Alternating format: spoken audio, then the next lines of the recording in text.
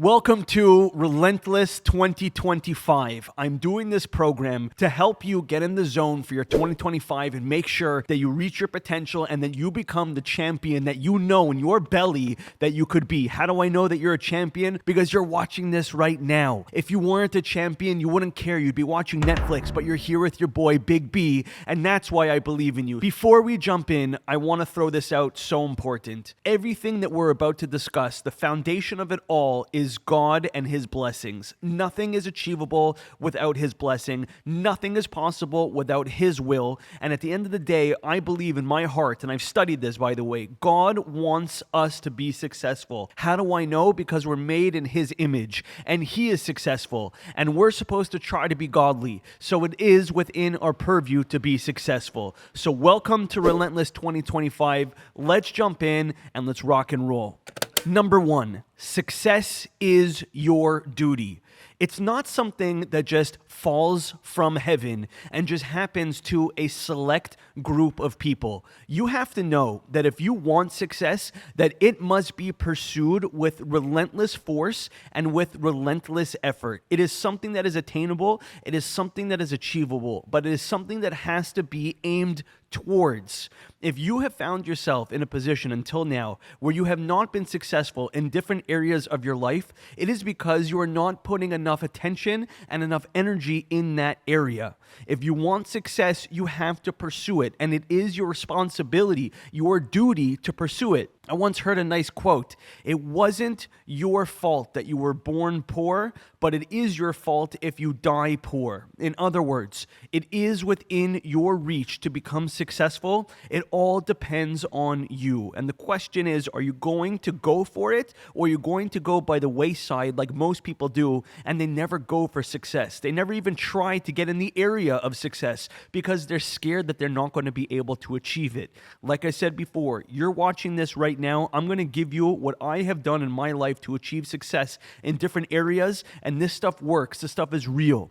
So if you want success, you are in the right place. So the number one thing is success is your duty. Remember that. Chapter 2, what is success? If you don't know what success is, you will never arrive at the destination. Think about getting into a car and you want to go on a trip and you have your Waze or your Google Maps open.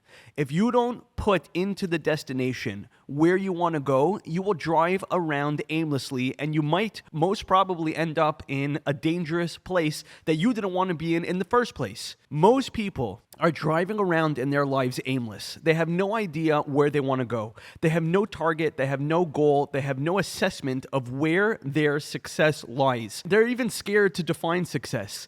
And then there's those people who will say, well, money doesn't equal success, and that might be true in your situation. Maybe you define success by having a good family. Maybe you define success by passing your exams. Maybe you define success by getting married, or you define success by winning the marathon. I don't know. Every person has their own definition of success, but that definition has to be clarified. Just like when you step into a car, your destination has to be clarified. Only when you put in your final destination of success can you begin to work backwards and figure out how to attain your goal and how to achieve whatever your definition of success is. Chapter 3, defining your goals and defining what success means to you. As I mentioned in the previous chapter, so few people know which direction they want to go in. I myself have been a victim of this for so many years of my life, until I got very clear on my goals, until I got crystal clear on exactly who it is that I wanted to be and exactly where it is that I wanted to go. I was drifting aimlessly through life, and I found myself fulfilling other people's goals. I'm going to give you a method which is simple but requires discipline for you to understand your goals. And I know that you might be watching this around New Year's, and everybody has these New Year's resolutions. You know what the problem is? You only look at those resolutions once.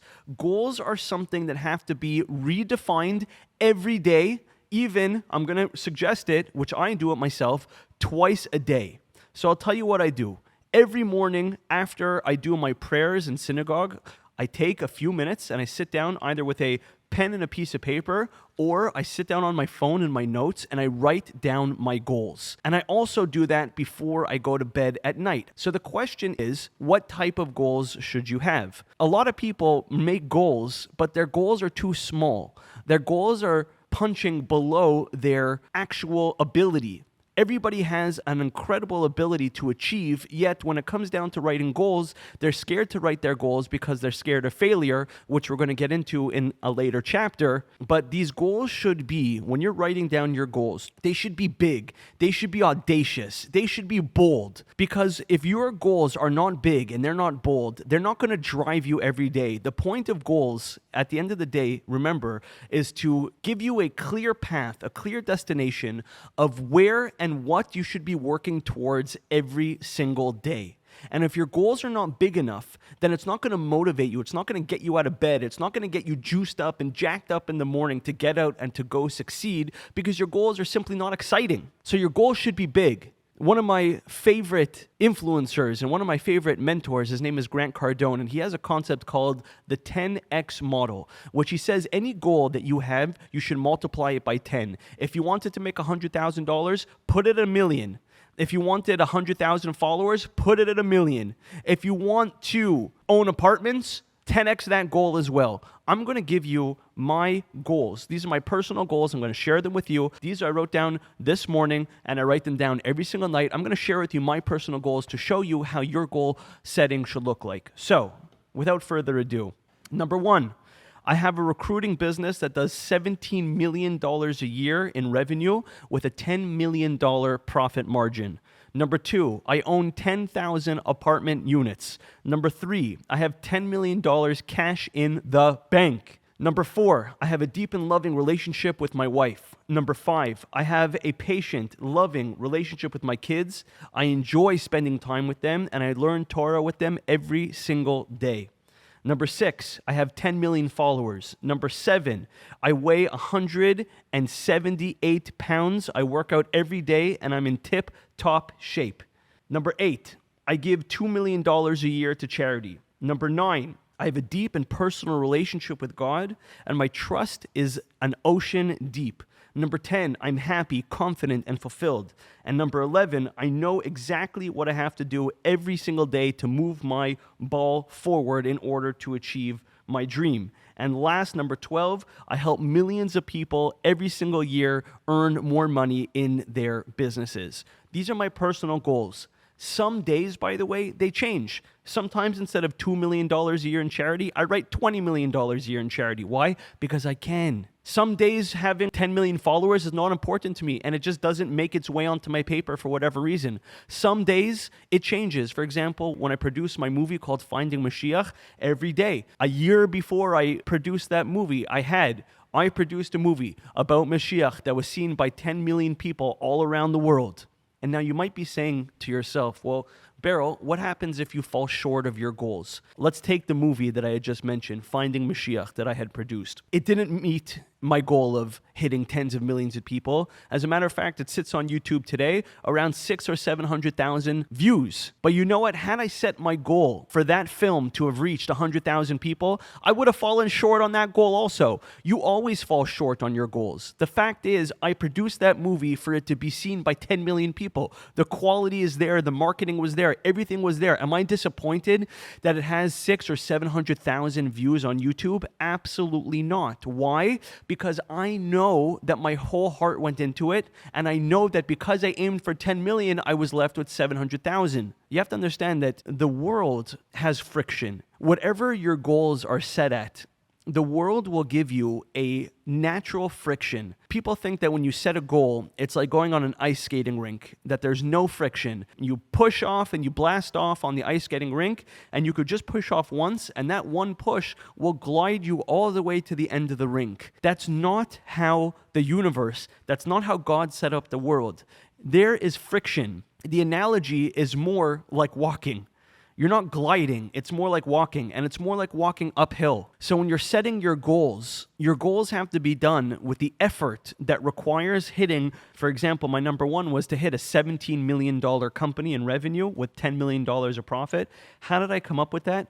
because I looked at my business and I said, without me doing anything, without me expending extra effort, my business this year, with God's help, would have done $1.7 million of revenue and probably net, let's say half that, probably $700,000 or $800,000 in profit.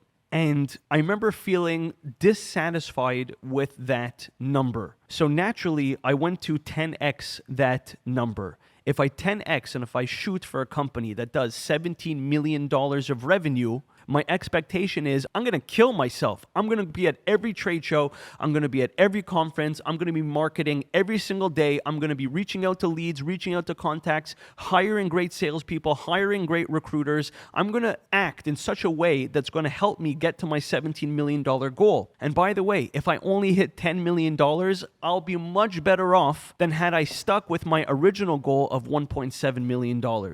Does that make sense? Because the friction of the world is so strong that your goals have to be much stronger than the friction that you're going to encounter when the world tries to drag your goals down. So when you're writing your goals, they should be bold, they should be gutsy, they should be strong, and you should follow up with the amount of action that's going to take for you to hit those insane goals. And again, this is not a New Year's resolution that should be done once in a while. This should be done every single morning like clockwork and every single night like clockwork. Many nights I don't want to do this. Many nights I just want to roll over and go to sleep. I had a long day. I'm trying to hit $17 million here. But I take the time and I write down those goals every single night, no matter what, because that is what is going to keep me focused on my overarching goal in life, which is to hit it big and to be a big success. I don't want to be average. Who wants to be average? Everybody's average. And average sucks.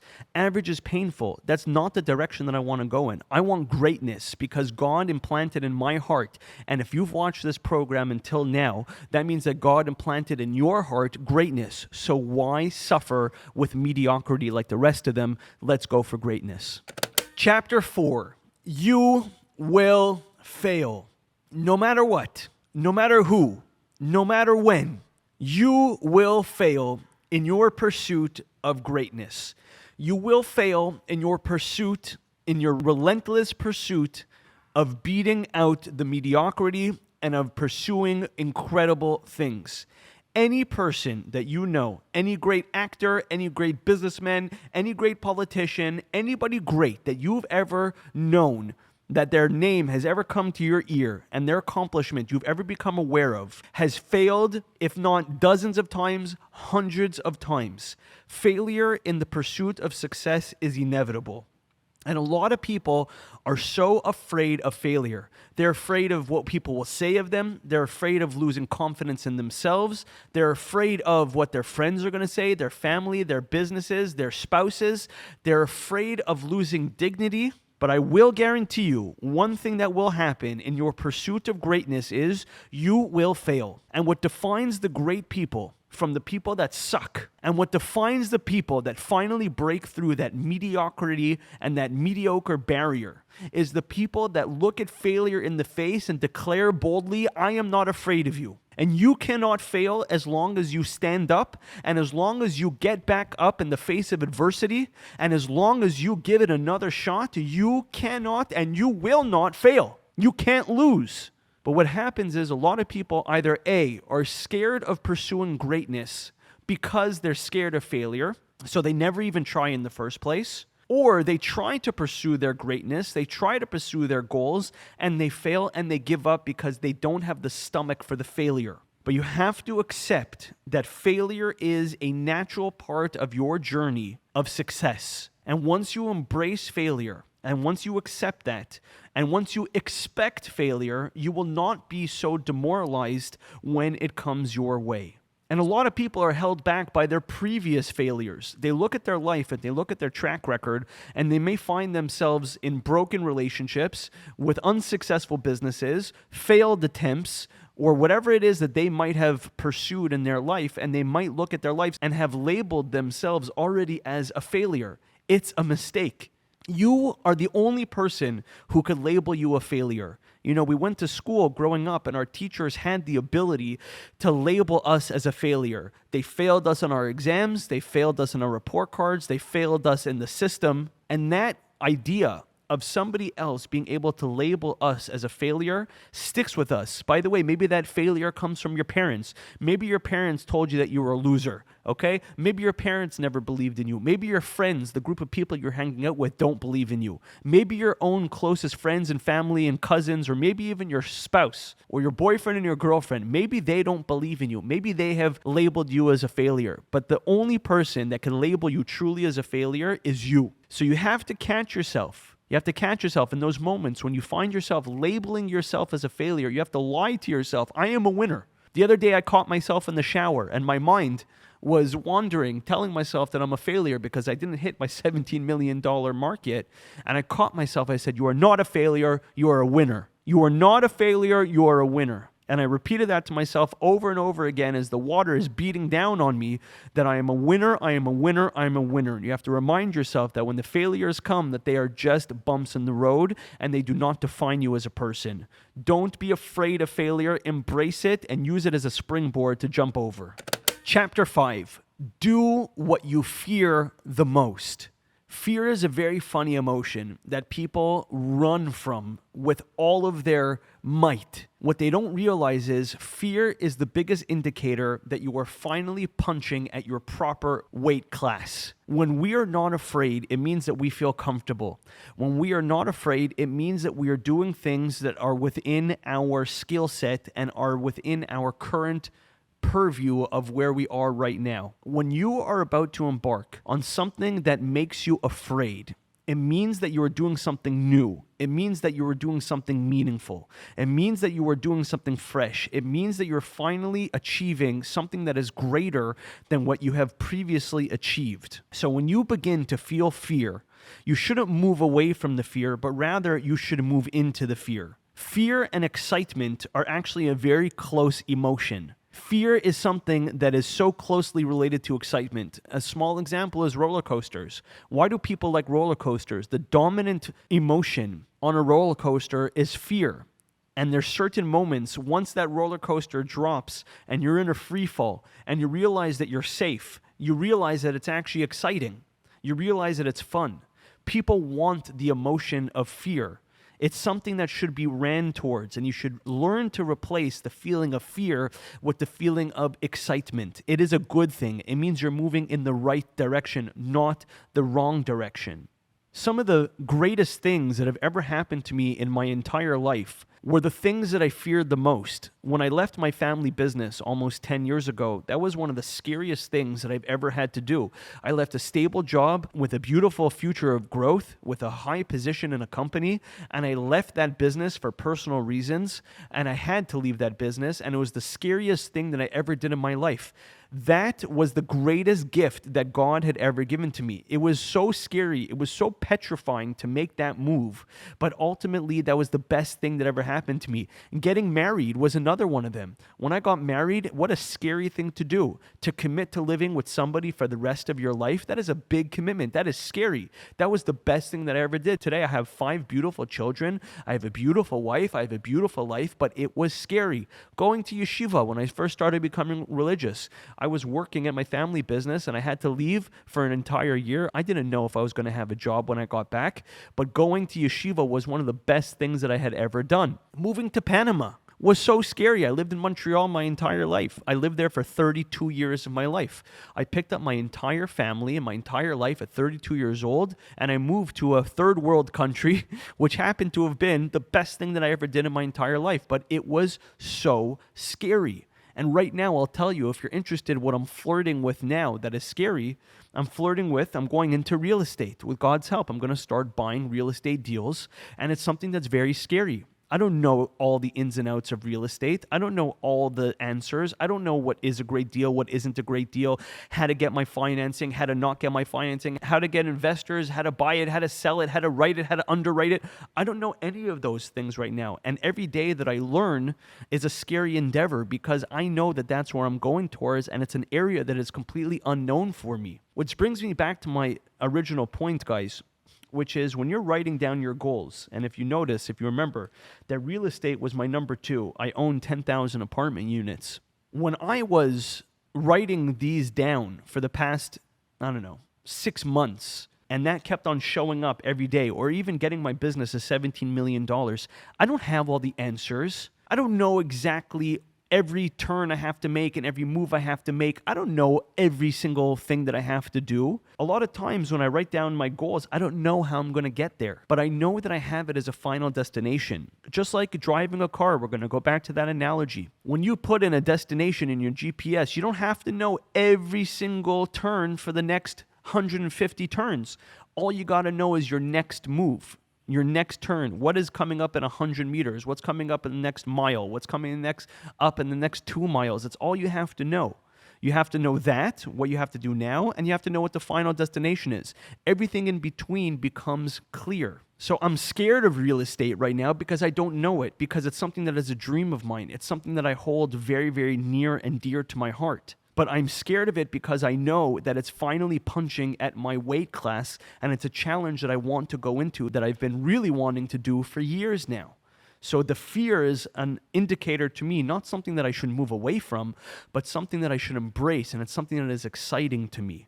Don't be afraid of fear. Move into the fear and embrace it. Chapter 6, cut out the negative self-talk. There is a bully that exists in your mind, and he is constantly beating you down. How do I know? Because I have one of the biggest bullies that exist. And I have a bully inside of my mind that drives me absolutely nuts. One of the dominant things that the bully in my mind tells me, he tells me all the time that I am a loser. Okay, I don't know if anybody else has this. You may have your own bully that has his own language. My bully in my mind tells me all the time that I am a loser. It's important to face that bully with your chest up and to not let that bully get you down. And the way that you do that is by answering that bully. You know, they used to tell us in school, the way to answer a bully is to walk away. That's not the way to answer a bully. The answer to a bully is the way they do it in nature. You ever see a pufferfish? If a pufferfish gets bullied, he doesn't scurry away. He puffs himself up to as big as he possibly can to face his enemy down and to scare his enemy off. And that's the proper way to confront a bully. You confront it head on. So when I feel that way, when my mind is driving me nuts and telling me that I'm a loser, I'll take a pen and a piece of paper. It's very important you guys start writing this stuff down and you answer that. So I write, I am a loser, okay? Because that's what the bully in my mind is telling me. And then I'll begin to answer it. Well, actually, I'm not. I have a beautiful family. I have a successful business. I have almost 1 million followers. I produced 3 movies. I became religious. I have a great relationship with God. I have 5 beautiful children. I have an amazing wife. I support my family. I'm a good person. And I begin to answer, and I make a list. Whatever the bully is trying to get me down with, I make a list, and I punch that bully right back in the face, and I don't let him get me down. And through going through this exercise, I quiet the bully, and the bully doesn't want to come back because he knows that whoever he's trying to bully, in this case me, I'm a formidable opponent, and he has to acquiesce to me because he knows that I'm more powerful.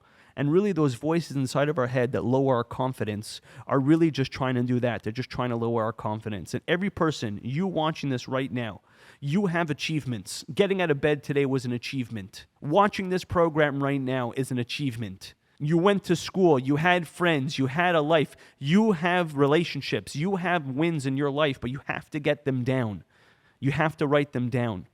Because the failures and the bad self-negative talk, that's what holds space in our head. Our minds are a dark place. Our minds are this mean place that we like to tear ourselves down. But you have to learn to change the direction of that wheel. Instead of it going negative, you have to let your mind work for you and to start thinking about all the reasons why you're great and to give you that confidence to reach your greatness.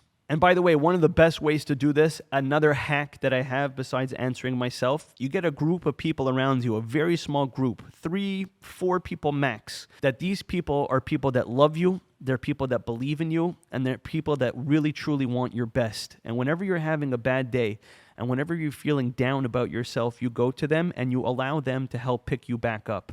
In my personal corner, my wife, my rabbi, and my coach are the three people in my life that when I'm having a bad day, I pick up the phone when I'm feeling bad about myself, when I failed, or when I'm just feeling like garbage. I'll pick up the phone and I'll speak to them and tell them how I'm feeling, and I'll let them pick me up. It's very important, by the way, that you don't go to other people that will not pick you up. You have to keep this circle so close, so tight, because this is your power circle. These are the people that you could go to and actually be vulnerable with. You know, today it's so hard to be vulnerable. We have to be so strong for everybody in our lives. And a lot of people watching this, maybe your spouse, maybe you can't be vulnerable with your spouse because they need you to be the rock of the family, and maybe you feel too scared to be vulnerable. By the way, you should work on your relationship to a point where you can be vulnerable, because it's a beautiful thing to be vulnerable with your spouse. But you have to find people that you could be vulnerable with, and they're not going to use that as an opportunity to knock you down. And a lot of times, by the way, parents are the opposite of this. A lot of times you want to go to your parent and you want to share with them something, and they'll use that as an opportunity. They'll see a chink in your armor and they'll use that to attack. Or it could be a best friend or whoever it is. Stay away from those people who use your weakness to attack you, but rather make a small group of people around you that you could show your weakness to, and they'll build you up through that weakness. They'll help you cover your patch up, and they'll help you become whole. Chapter 7, be relentless. Consistency is the key to success. I cannot stress this enough. I'll give you a very small example, and you probably heard me talk about it before. If you have a wood chopper who's trying to take down a gigantic tree in the forest, if that wood chopper hits in a different place on that tree, on every hit, no matter how many times he hits that tree, it could be 1,000,000 times, he will never take that tree down. The way to take down a gigantic tree is by hitting at the same place on that tree day in and day out, even when, by the way, even when it gets boring. The way to take down a gigantic dream is not by being inconsistent, by changing your mind every day, by allowing your mind to play tricks on you. Maybe I'll be successful, maybe I won't, maybe I'll try, maybe I won't, maybe I'll go all in, maybe I won't, maybe I should try something else, maybe I won't.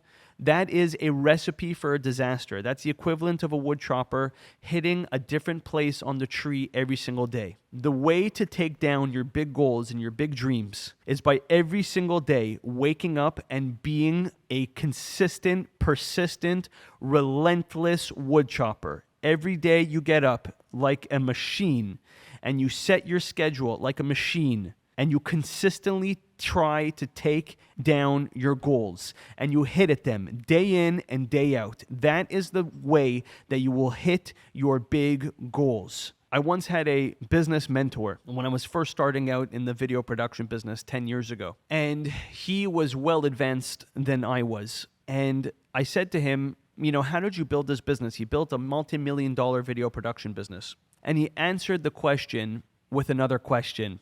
How do you eat an elephant?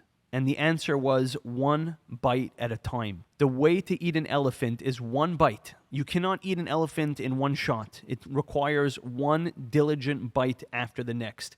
The way to achieve your big dreams and your big goals is to consistently take one bite every single day, no matter what, even if it tastes gross, even if you don't see an end in sight, even if you don't see the progress that you're making, you still take that bite. Because if you do that, day after day, week after week, month after month, year after year, decade after decade, you will eat your elephant. Most people quit because they're not seeing the results that they want fast enough. That's like going to the gym one time or after 1 week, and after not seeing results, you quit. Seeing results at the gym or on a diet or anything of that nature takes time. It doesn't happen overnight. And as soon as people see a little bit of resistance, as soon as people don't see immediate results, they give up. And that's a big mistake. Consistency. Look, we set big targets for ourselves. If you've made it this far in the chapter, you have big goals for yourself, or you're going to have big goals for yourself. So if you have those big goals, you got to make sure that you give yourself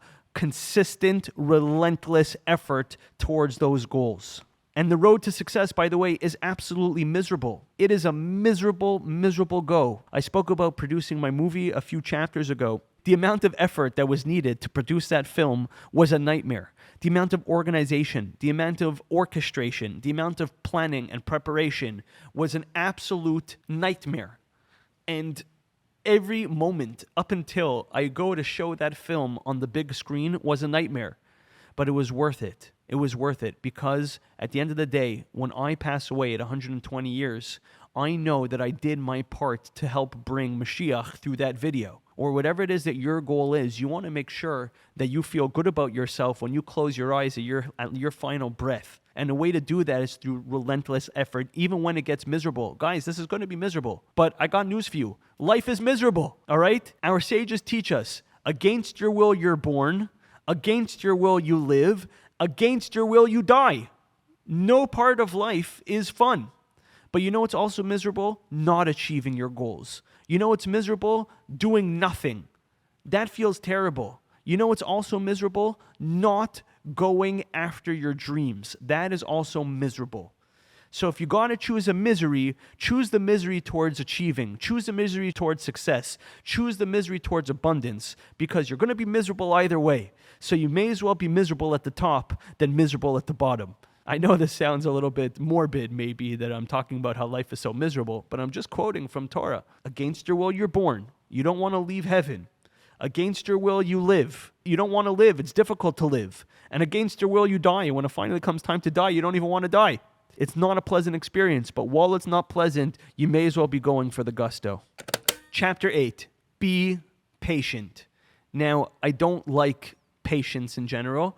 I am not a patient person by any means. But what I've noticed is when you're trying to achieve something big, you need patience. Today, people want instant gratification. They want overnight successes. We live in a world of fast. Everything's fast. The big successes, the major wins, the major goals in life are things that require time. They're things that require patience. If you are punching at your proper weight class, whatever you're trying to achieve will take time because you're aiming towards something great. And in that time, you could lose patience. And if you lose patience, you're going to lose focus. And if you lose focus, you're going to chase something smaller. Now, it could be tantalizing to chase a smaller goal. And I'm guilty of this. You're aiming towards something big, something easier comes along, you could get a quick win in, and you change direction and you go with that thing. In business, they call it the new shiny thing. Every business owner knows this, that you try something, you're trying to build a business and you're working your hardest and things are going okay, but then a new shiny business comes along or a new shiny product or a new shiny object. And instead of staying focused, relentless, and consistent on your main business and your main goal, you go and you chase the little shiny object because the other thing is taking too long. It's a mistake. The big goals, the life goals, the ones that we are going to write down, the ones that truly are the ones that are hitting your potential will take time. And in those times, it is important to be patient. You will not, repeat after me, I will not see results overnight. And that is okay. I happen to be on a diet right now. I'm on Weight Watchers. I didn't like how big I was. I was 198 pounds. I am now at 192 pounds. I've lost 6 pounds in 6 weeks. Sounds like a lot, 6 pounds in 6 weeks, but 1 pound a week is a miserable go. It's slow.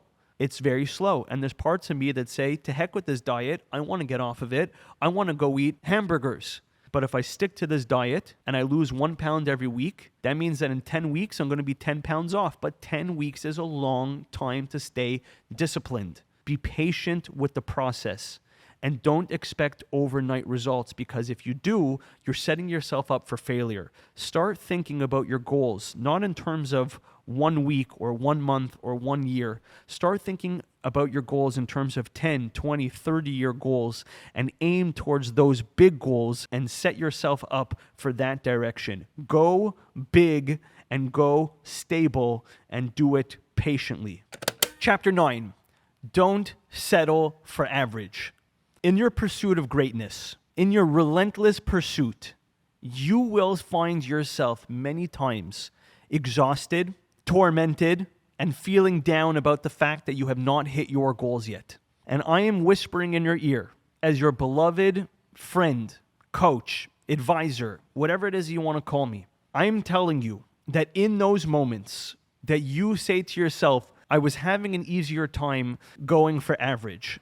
I was having an easier time settling.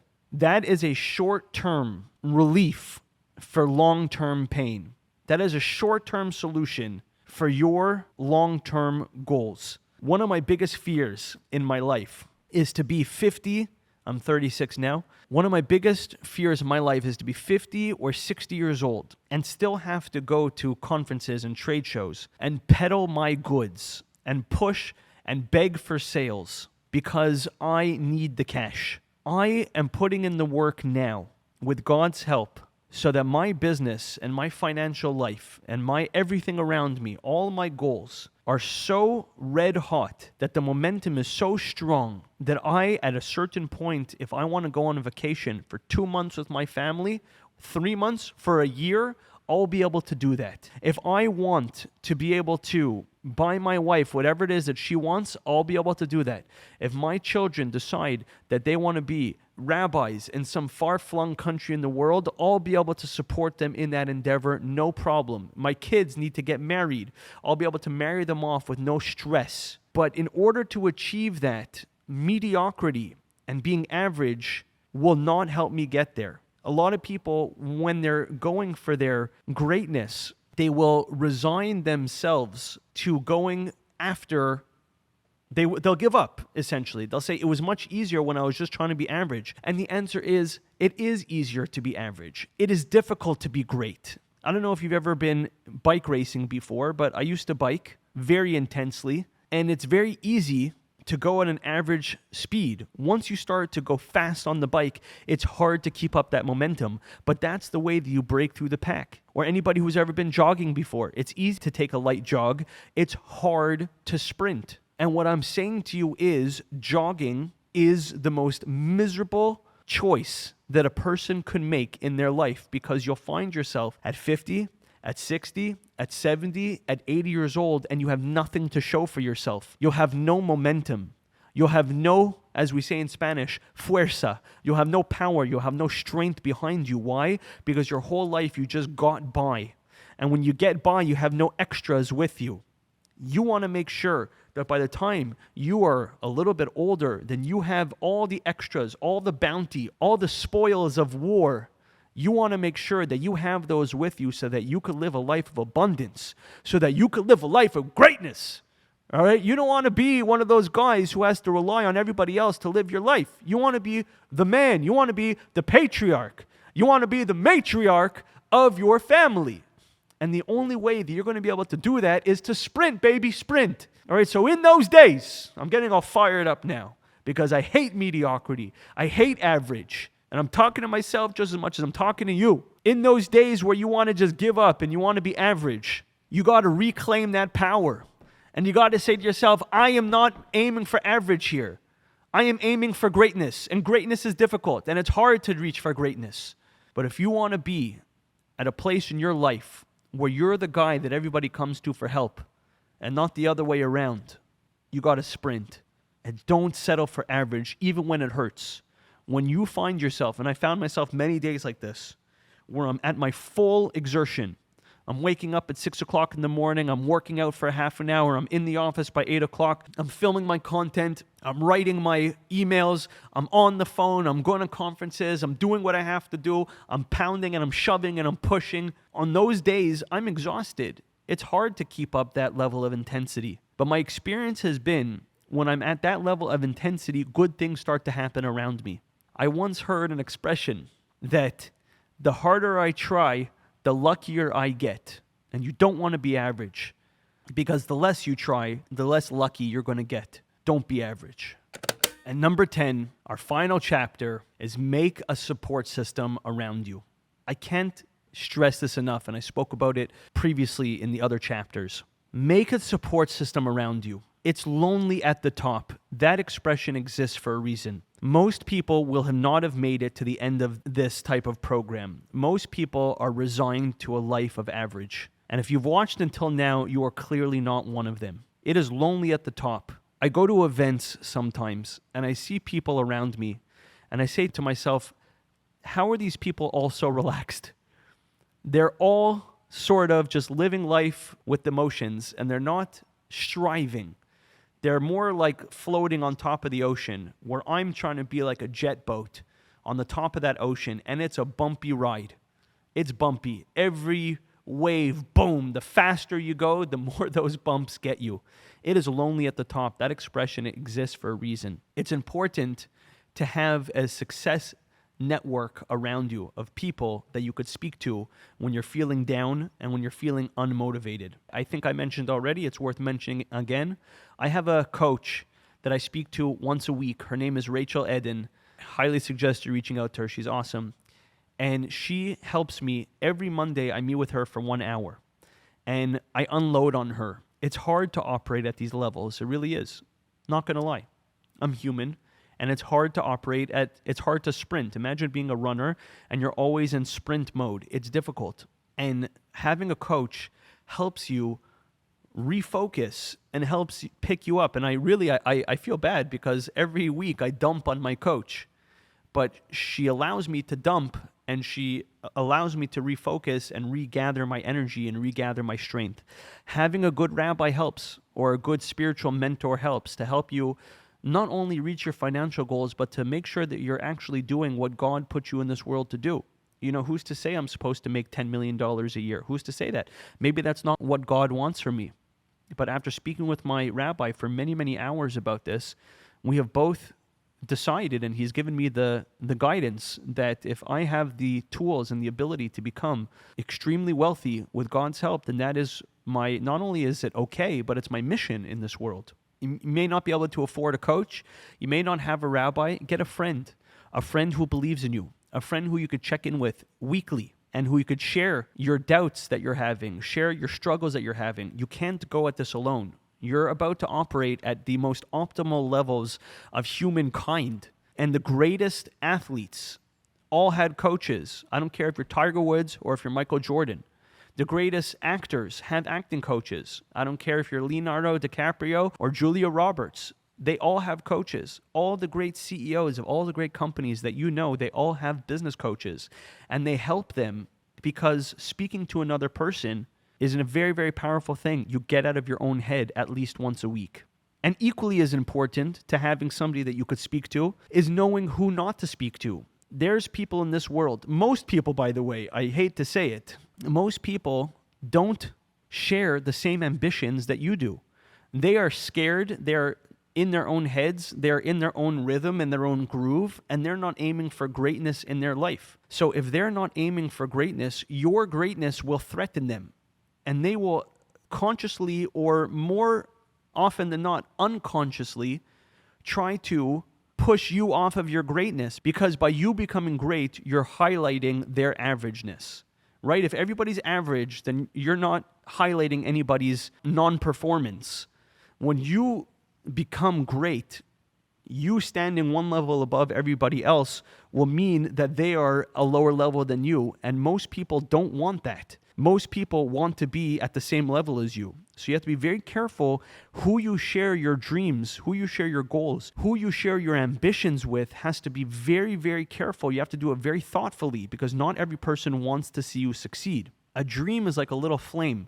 A little flame can be blown out very easily if it's told to the wrong person at the wrong time.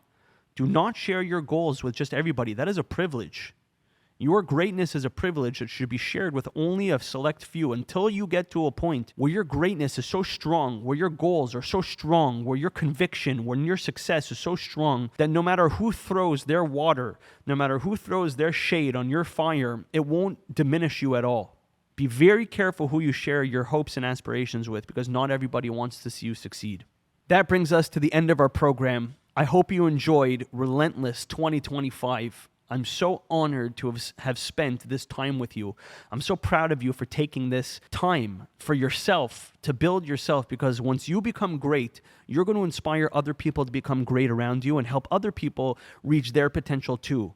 And although you and I may not have a personal relationship and we have never spoken person to person, I do feel a connection with you. And I do feel like we've spent time together, and I'm so grateful for that time. And I believe in you, and I trust in you. And I know that you're going to do great in your life. And I'm just proud of you. And I just want you to know that if nobody else believes in you, your friend Berel Solomon believes in you.